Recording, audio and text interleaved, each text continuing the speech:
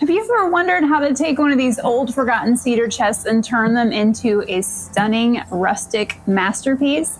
Inspired by the rugged charm of Yellowstone, today I am diving into this DIY transformation that will give any space a touch of Western allure. I mean, I am in Texas after all. All while we're gonna stay in a budget and be budget friendly. And the best part, I'm making this over for a friend who absolutely loves Yellowstone, the show. So this has gotta be perfect. Let's go.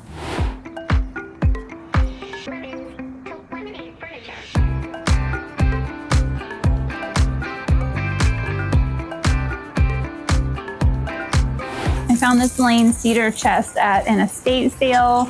Of course, no one else bid on it, and if you know me, you probably know what I paid for this. And if you're guessing $13, you are right. So by the time I checked out with tax, this was $13. That seems to be my magic number at estate sales lately. So I wish I knew how old this was. I'm guessing it's either 70s, early 80s. I'm not so sure if they still make these Lane cedar chests, but this is probably maybe some of the last years that they made these.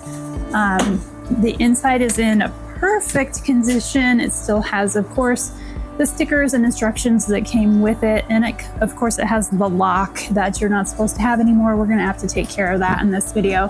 And then this fabric on the top, it's gross, it's dated, it's dirty, it needs to be replaced. So we're gonna be tackling that as well. And this guy's actually really, really short to the ground, shorter than other Lane cedar chests that I've seen before. So we're gonna give him a little help today with that as well. Normally I would start by cleaning this, but the first thing I need to do on this one is get off this gross top that we're gonna replace. So I'll open this guy up, and there's some screws back here that are going to let go of this upholstered part. This is weird, right? Have you ever seen a Lane chest that has an upholstered part on the top? This is a first for me. So we're gonna get that off before I can move into cleaning this.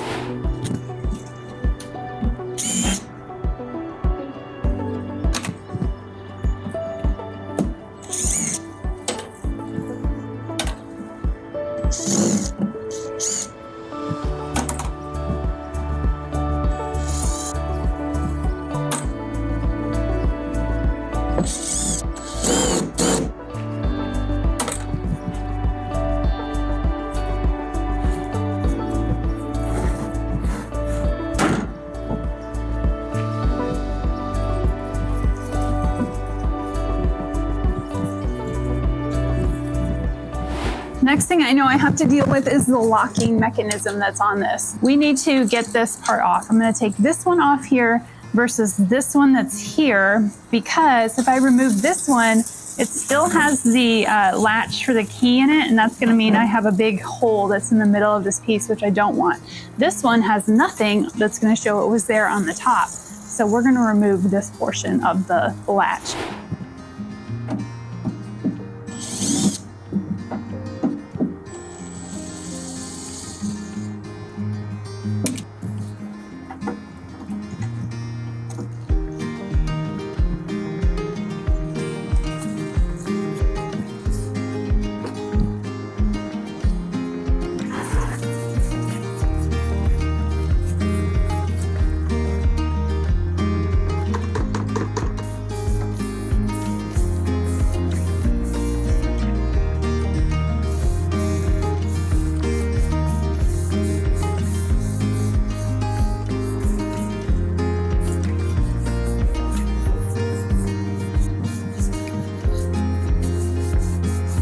Next step I'm going to do on this one is get rid of these handles. They don't really go with the theme that I'm going for today, which I know is a little different. I can't wait for you guys to see how this is going to turn out.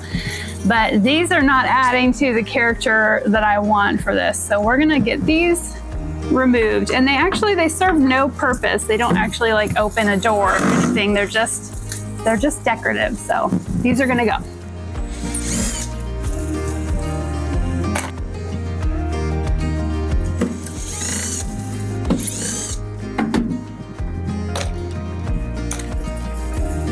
You know that this wouldn't be a true lemons to lemonade flip if we didn't modify the base somehow. So I said earlier that this guy is a little short. It's a little too short. So we've got to fix these legs, add some height, do something for this little guy. I'm gonna flip them upside down and see what we're dealing with here.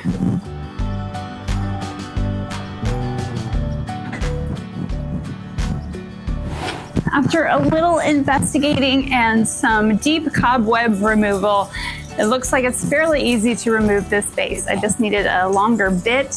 The neighbors dropped by and dropped off that set behind me. It's the beauty of working in your garage. Everybody knows what you do for a living. So fingers crossed, this should go fairly smoothly.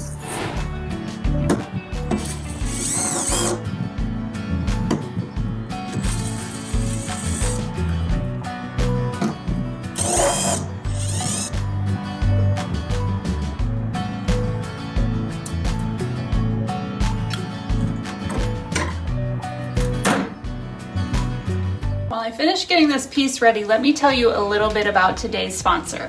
Today's sponsor is Siterwell, and when it comes to protecting your home and your loved ones, peace of mind is absolutely priceless. That's why I'm so glad to introduce you to Siterwell Smoke and Carbon Monoxide Detector. It is the ultimate in the safety upgrade that your home needs.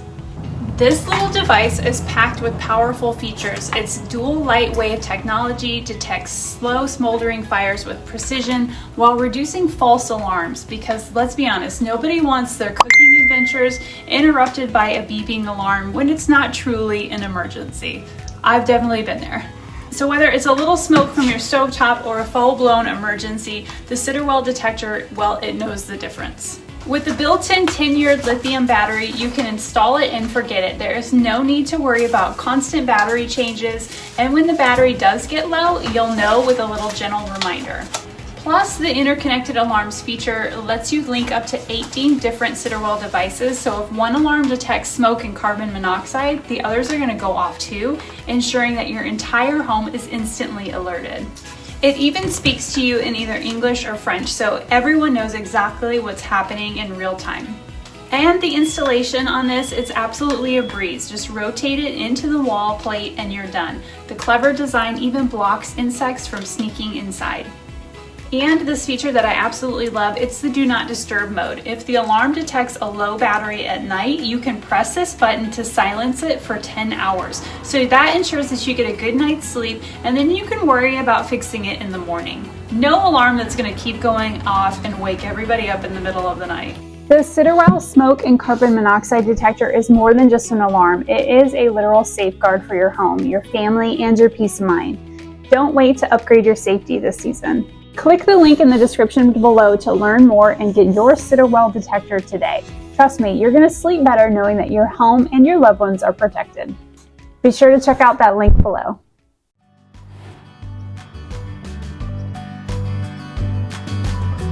Before I can move on to the next part, I've got to fill in these hardware holes. So let's get that done. And then we'll do a scuff sand on everything to make sure my paint adheres nicely.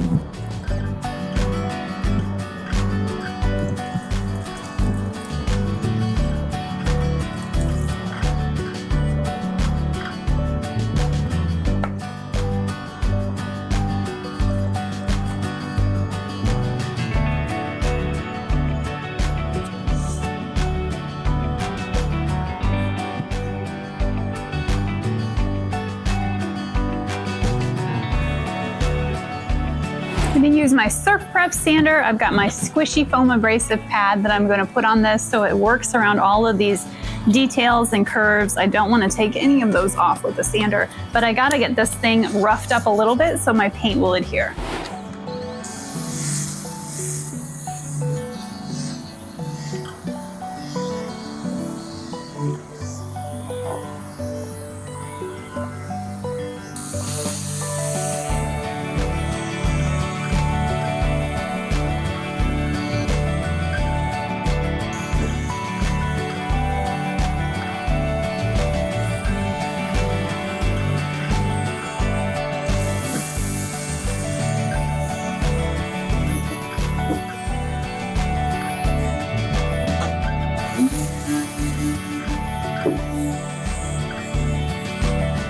Here is the gross piece that was on top of this cedar chest.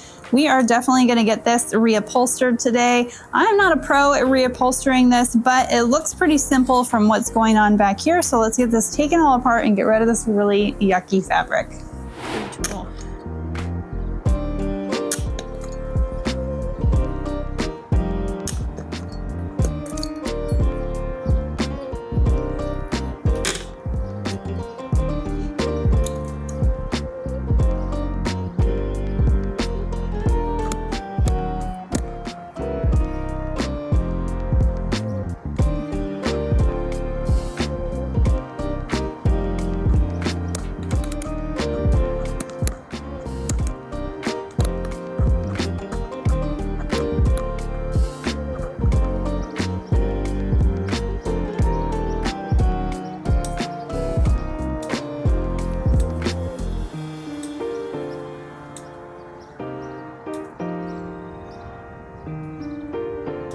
Now, I told you earlier we were doing Yellowstone theme, so I found this fabric on sale at Joann's. So I got 1.5 yards, and I thought that'd be plenty to cover the top of this bench. I think it was like on sale for $6, and then I had a half off coupon. So pretty good price for this. I think it'll go well with the paint that I chose and the style that we're going for this cedar chest.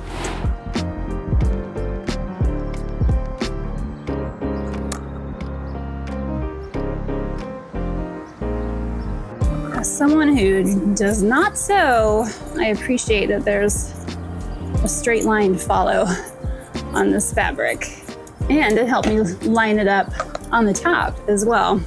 So hopefully, fingers crossed, it'll be straight when I flip this over and attach it.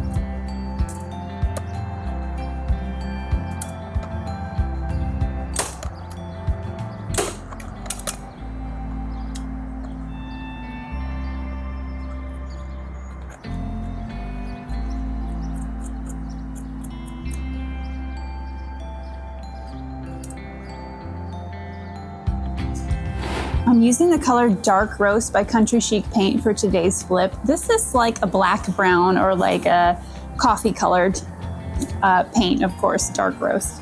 So I think it's gonna go best with the fabric that I picked for the top of this. So I'm getting it loaded into my gravity fed sprayer. Country Chic Paint is a little thick, so I do add a little bit of water on the top when I'm getting it to go through my sprayer, just so it sprays really well and has a nice thinner consistency and won't get all gunked up in my sprayer when it's time to paint. So we'll let this do its job and we'll be ready to go.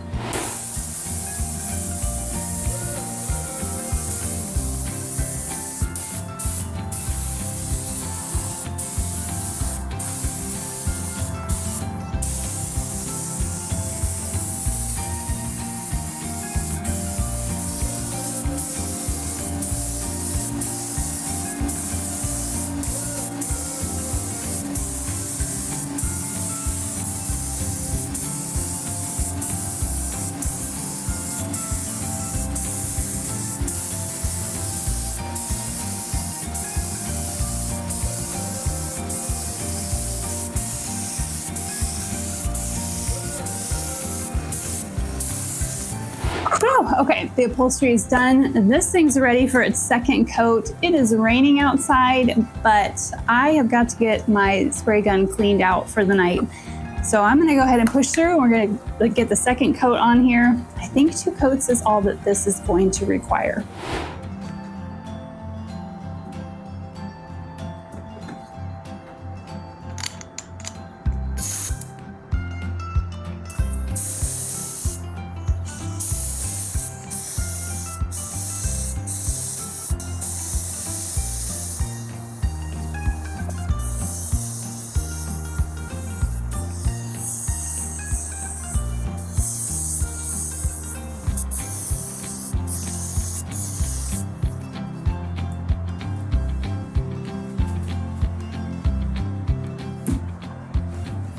We talked about how this guy needed some height, so I found these little MCM style legs on Amazon. I think these are 4 inches. I'm gonna attach these at an angle to the bottom to get this guy off the floor just a little bit. And fun fact, I figured out when this was made. So I Googled it, and it turns out that you read the serial numbers backwards. So it would have been January 15th, 1993 would have been the year that this was made. I was shocked that they still made these in the 90s, but it said that the Lane Furniture plant closed in 2001, so that would make sense.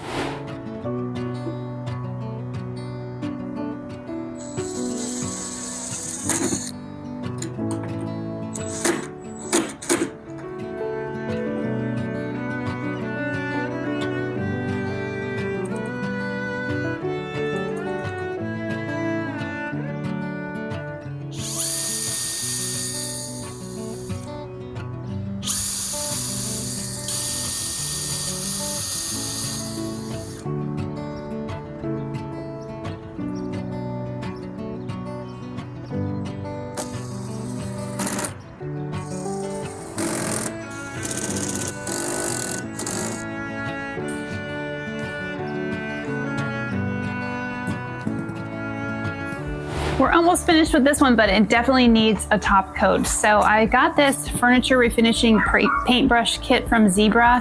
It has the most perfect top coat brush in here. So we're gonna use this and some Country Chic clear coat. This is a satin finish. It'll be perfect for this paint, and get this sealed up.